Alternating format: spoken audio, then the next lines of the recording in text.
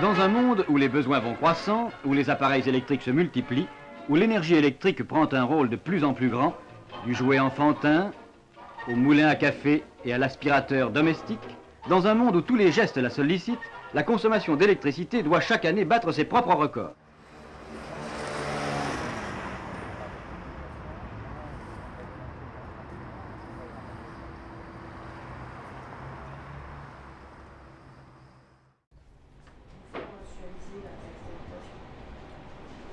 Eh bien, tout simplement pour étudier votre dossier, regardez si vous avez droit à une aide.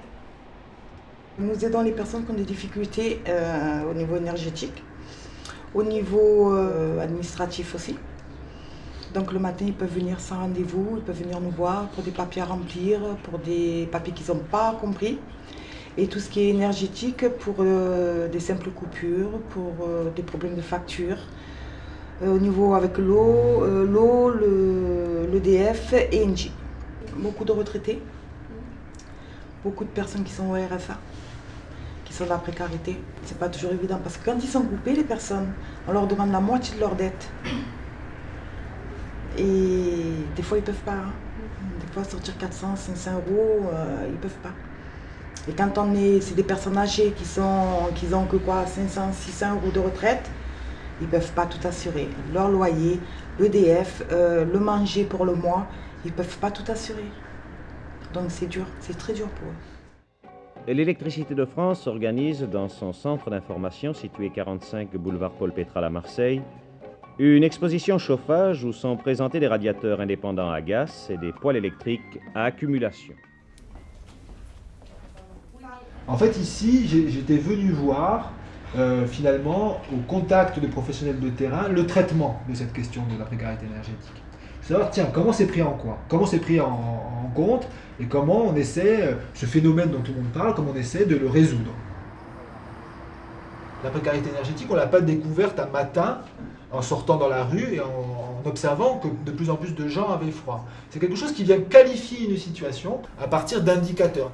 Elle vient nous renseigner finalement sur des inégalités très profondes qui viennent toucher jusqu'au cadre intime des gens, jusqu'au quant à soi, c'est-à-dire jusqu'au dernier ressort de l'identité sociale, c'est-à-dire un espace privé dans lequel on pourrait être dans une situation confortable. Et ce soir, nous venons vous parler de choses difficiles, pénibles, douloureuses même. Nous venons vous parler de la crise du logement. L'hiver terrible, l'hiver tragique. Et dans cet hiver, des hommes qui dorment sur les bouches du métro. On avait oublié que ça existe, l'hiver, pour les sans-logis. C'est pour s'en souvenir qu'il faut voir la Pomponnette, la cité de l'abbé Pierre, ce village de roulottes et de cabanes, où des gens vivent parce qu'une cabane à courant d'air, où l'on casse la glace le matin, c'est quand même un toit.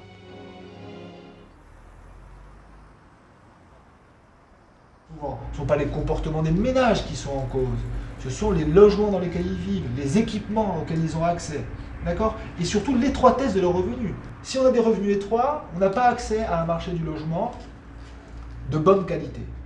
Et si on n'a pas accès à un marché du logement de bonne qualité, eh bien on est dans des situations qui vont nous coûter bien souvent très cher en termes de charges fixes, d'accord? Et donc les gens reviennent. Mais quand on regarde bien les dossiers, ces inégalités prennent corps, prennent jour.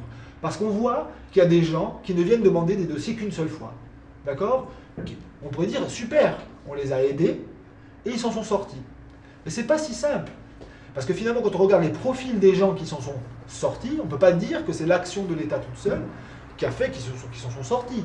C'est aussi parce qu'ils avaient des ressources personnelles, des ressources sociales, par exemple des diplômes qui peuvent leur permettre d'accéder à des emplois rémunérateurs et stables, qui leur permettaient d'être juste en transition dans cette situation de difficulté. L'action de l'État sur la précarité énergétique, elle permet de gérer des situations de transition.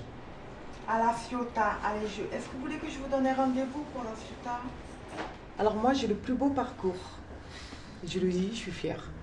Je suis rentrée à Médian Stress, j'étais femme de ménage, agent d'entretien. Et maintenant, je suis médiatrice, médiation sortante en CDI.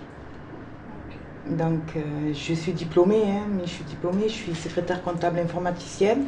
J'ai eu des enfants, ça m'a permis, je me suis arrêtée de travailler.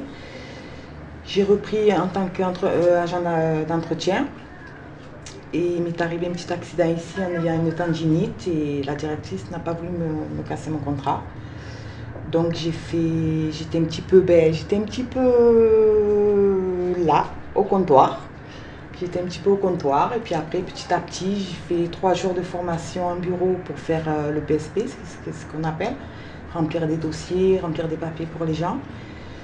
J'ai fait une petite formation pour être en listing, ce qu'on appelle, quand on appelle les gens pour les factures. Et après, je suis devenue référente en listing.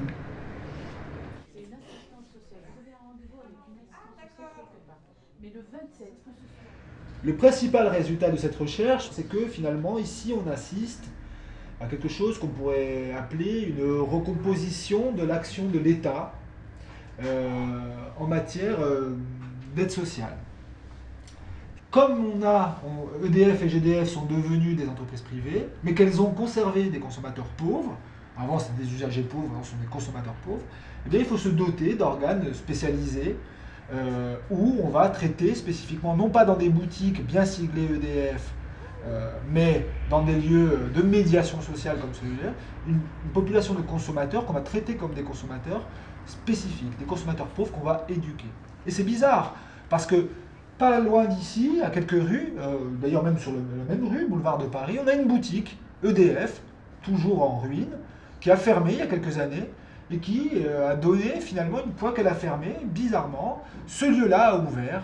Il était ailleurs, juste un peu au-dessus, dans un petit local, un local beaucoup plus petit en tout cas, excusez-moi, et il ouvre dans ce truc-là pour augmenter la charge finalement d'accompagnement de ménages en difficulté avec la consommation d'énergie.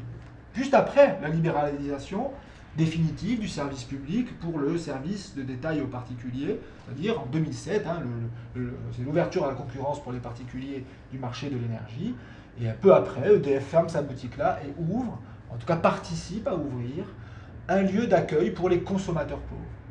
Voilà. Donc ici, il y a une espèce d'association entre l'État et les entreprises privées. Ça a existé, je l'ai dit tout à l'heure, au début du 19e siècle, à la fin du 19e siècle, au début du 20e siècle, avec ce qu'on appelait la philanthropie. Et c'est quelque chose qui a appelé à un retour manifeste et relativement conséquent dans les années à venir. Au cours d'une sympathique manifestation, les responsables des charbonnages de France ont procédé hier soir, en présence de M. Negroni, délégué régional, à un tirage au sort d'appareils de chauffage parmi ceux vendus à l'occasion de la campagne d'automne et la foire de Marseille. Mesdemoiselles de Vincenzi, messieurs Nobio et madame Gavanon, heureux gagnants, verront leur achat chauffage remboursé.